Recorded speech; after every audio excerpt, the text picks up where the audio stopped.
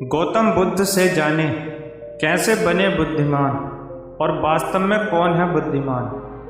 बुद्धि ऐसा बल है जिससे हर असंभव चीज को भी जीता जा सकता है। लेकिन बुद्धिमान कौन है और कैसे बना जा सकता है बुद्धिमान, इसका सटीक अर्थ गौतम बुद्ध की इस कहानी में मिलता है। बुद्धिमान यह ऐसा शब्द है जिसे तारीफ और तंज दोनों के अंदाज में कहा जाता है।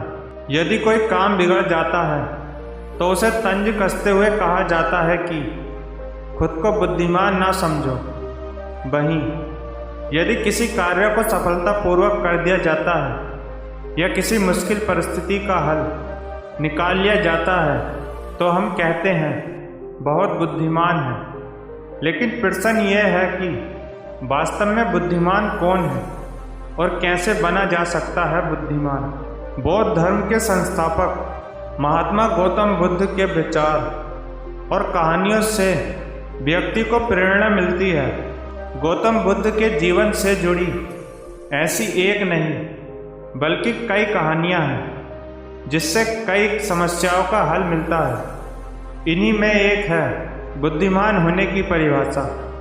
बुद्धिमान की परिभाषा और इसका सही अर्थ गौतम बुद्ध के जीवन से जुड़ी एक कहानी पर आधारित है। बुद्धिमान से जुड़ी गौतम बुद्ध की कहानी। एक गांव में एक लड़का था। उसका दिमाग बहुत तेज था। उसकी यह खासियत थी कि वह किसी भी चीज़ को बहुत ही आसानी और कम समय में सीख लेता था, जबकि उसी चीज़ को सीखने और समझने के लिए अन्य लोगों को काफ़ी समय लग जाता था। लड़के की यह खासियत दूर दूर तक फैल गई। सभी लड़के की तारीफ में कहने लगे कि उसके जितना बुद्धिमान कोई नहीं है।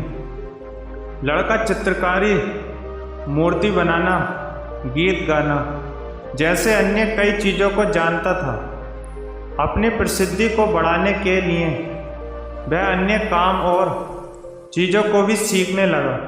इस तरह से उसे अपनी बुद्धिमत्ता पर अहंकार हो गया, क्योंकि वह साधारण व्यक्ति होकर कई असाधारण काम भी आसानी से करने लगा था। एक दिन लड़के का सामना भगवान गौतम बुद्ध से हुआ।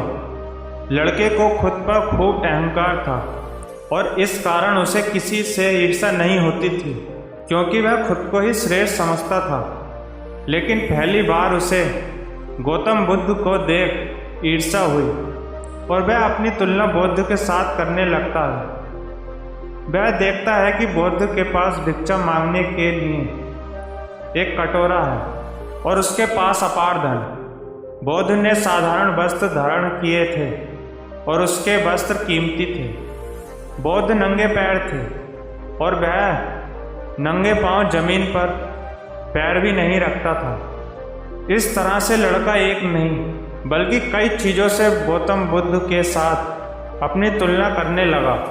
हर चीज़ से तुलना करने के बाद वह मन ही मन सोचता है कि आखिर मैं इस भिक्षु के साथ अपनी तुलना क्यों कर रहा हूँ, जबकि इसका और मेरा जीवन बिल्कुल अलग है।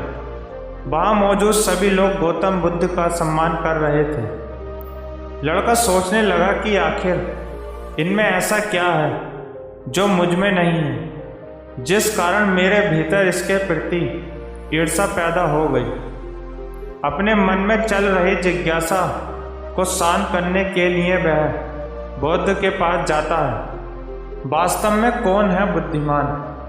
बुद्ध के पास जाकर वह कहता है, मैं इस गांव का सबसे बुद्धिमान व्यक्ति हूँ और आप अपने आसपास जो भी देख रहे हैं मैं वह सब करना जानता हूँ। मैं किसी भी कार्य को बहुत कम समय में सीख लेता हूँ, इसलिए सभी लोग मेरा सम्मान करते हैं। लेकिन फिर भी आपको देख मेरे भीतर ईर्ष्या पैदा हो गई। इसलिए मैं जानना चाहता हूँ कि आपकी उपलब्धि क्या है। सभी आपको इतना आदर सम्मान क्यों दे रहे हैं? लड़के के सवाल का जवाब देते हुए बुद्ध कहते हैं, मेरी कोई उपलब्धि नहीं है, लेकिन तुम कह सकते हो कि मेरी यही एक उपलब्धि है। बौद्ध लड़के से पूछते हैं, क्या तुम्हें निंदा अच्छी लगती है? लड़का कहता है कि भला किसे निंदा अच्छी लग सकती है। बुद्ध कहते हैं कि जो तुम्हें अच्छा और बुरा लगता है, मैं इनसे भी ऊपर हूँ। मुझे ना निंदा सताती है और ना अपनी प्रशंसा से प्रसन्न होता हूँ। यही अंतर है तुम में और मुझ में।